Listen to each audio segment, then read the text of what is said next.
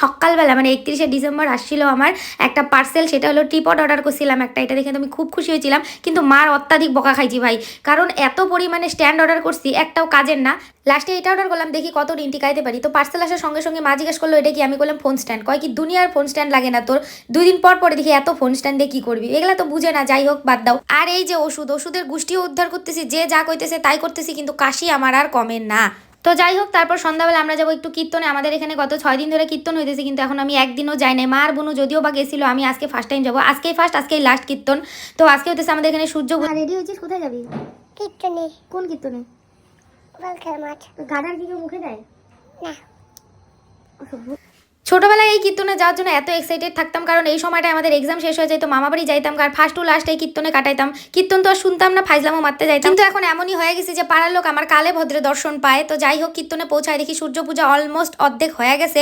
এই লাস্টের দিকটাই আমরা পাইছি, দেখতেছি সব সখীগণ সুন্দর করে পুরা স্টেজটা জুড়ে ঘুরে ঘুরে পূজা করতেছে। এখানে এতটা ভিড় হয়, মানে কি বলবো। ধূপগুড়িতে অনেকেই হয়তো জানো, এখানে অনেক বড় কীর্তন হয়। এটা হলো জুম্মার পার, অনেকেই হয়তো জানো, অনেকেই হয়তো আসো। তো যাই হোক, যারা যারা জানো অবশ্যই কমেন্ট করো। কিন্তু এখন তো মোটামুটি সব জায়গায় অষ্টপ্রহর শুরু হয়ে গেছে, কোনো না কোনো জায়গায় কীর্তন হয়ই, কিন্তু আমাদের এখানে এই কীর্তনই কিন্তু একটা মেন আকর্ষণ। এখানে টানা 6 দিন একভাবে কীর্তন হয়, কোনো রেস্ট নাই, মানে এক দলের পর আরেক দল করতেই থাকে গান, সেটা দিন রাত্রি একভাবে গান চলে।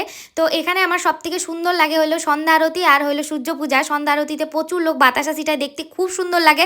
মাথার মধ্যে এসব বড় বড় বাতাসাগুলো ঢিল লাগে, যেটা সব থেকে বেশি আনন্দ লাগে। আর এই সূর্য পূজাটাও খুব ভাল লাগে।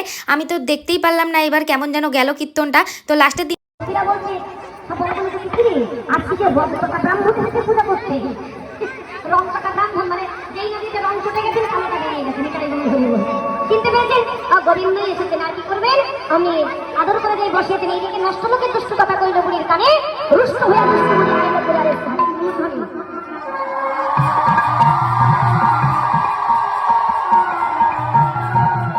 আশা করি দেখে বুঝে গেছে এখানে কত লোকের সমাগম হয়, দেখতে খুব সুন্দর লাগে। তারপর এখানে ভাবলাম চলো কিছু খাওয়া যাক, দোকান পাশে ঘুরে ঘুরে দেখা যাক। এখন তো দোকান বসে অনেকটাই কমে গেছে, আগে আরো দোকান বসতো, আর এত খাওয়ারের দোকান বসতো, মানে কি বলবো, কোনটা থেকে কোনটা খাবো বুঝতেই পারতাম না। কিন্তু তখন একটা টাকা পকেটে থাকতো না, ওর কাছে বলতাম চল খাওয়া, মামাদের বলতাম খাওয়াও খাওয়াও, এই করেই আমাদের কীর্তনটা কাটতো।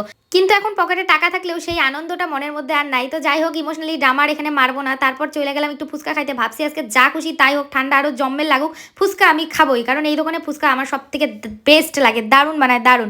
তো বুনুকেও একটা খাওয়াই দিলাম, ও তো খাবে না। তারপর একটু পকোড়া টকোড়া খাইলাম ভাই বুনুরা মিলে। মা তো কীর্তন শুনতেছে বসে বসে। তারপর আর একটা দোকানে গিয়ে দেখি আমাদের পাশের বাড়ি পাকুনি বুড়িটা বসে বসে হাত দিয়ে চাউমিন খাইতেছে, ওর নাকি চামচ দিয়ে খায় পোষাইতেছে না। তো যাই হোক, আজকের ভিডিওটা এই পর্যন্তই। কেমন লাগলো অবশ্যই জানাবা। আমার 31শে ডিসেম্বরটা কিন্তু এইভাবেই কাটলো। তোমাদের কেমন লাগলো অবশ্যই কমেন্ট সেকশনে জানাবা। টাটা।